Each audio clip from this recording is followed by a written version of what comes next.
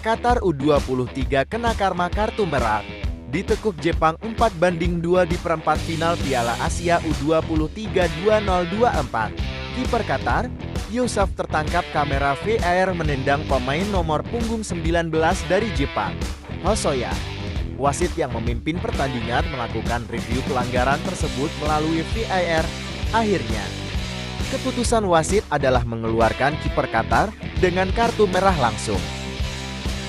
Duel Timnas Indonesia U23 melawan Timnas Korea Selatan U23 di perempat final Piala Asia U23 benar-benar membuat jantungan supporter Timnas. Betapa tidak, duel di Abdullah bin Nasser bin Khalifa Stadion harus berlangsung hingga 120 menit dan ditentukan hingga adu penalti. Indonesia menang 11-10 lewat adu penalti dalam babak perempat final di Abdullah bin Nasser bin Khalifa Stadion, Jumat dini hari WIB 26 April tahun 2024. Sebelumnya, kedudukan imbang 2-2 selama 120 menit. Bahkan, adu penalti pun berlangsung penuh drama. Justin Hodner nyaris membuat supporter Indonesia menangis. Adu penalti rampung dengan skor 11-10. Dengan hasil ini, Indonesia memastikan lolos ke babak semifinal.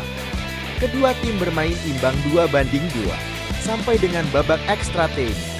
Indonesia sempat unggul 2-1 di babak pertama berkat Rafael Struijk pada menit 15 dan 48. Sedangkan gol Korsel dihasilkan dari gol bunuh diri Komang Teguh.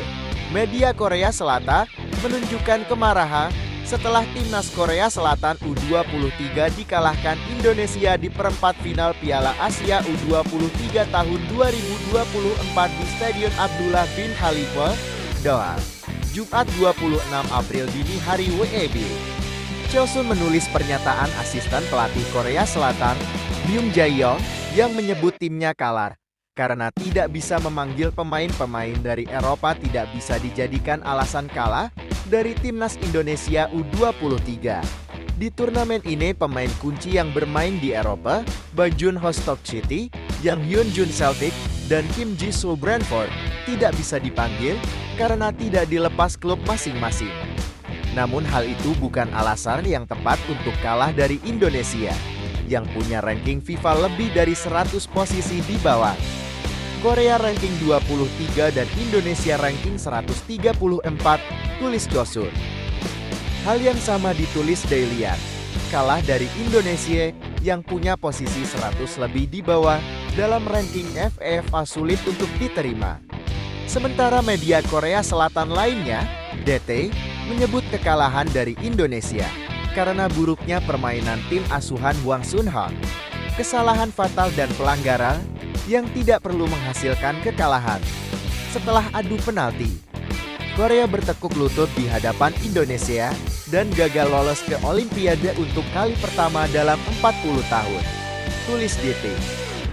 Sedangkan Timnas Indonesia mendapatkan banyak pujian atas kemenangan dari Korea Selatan, bahkan Presiden Joko Widodo memuji capaian tim nasional Timnas Indonesia yang lolos ke babak semifinal Piala Asia AFC U23.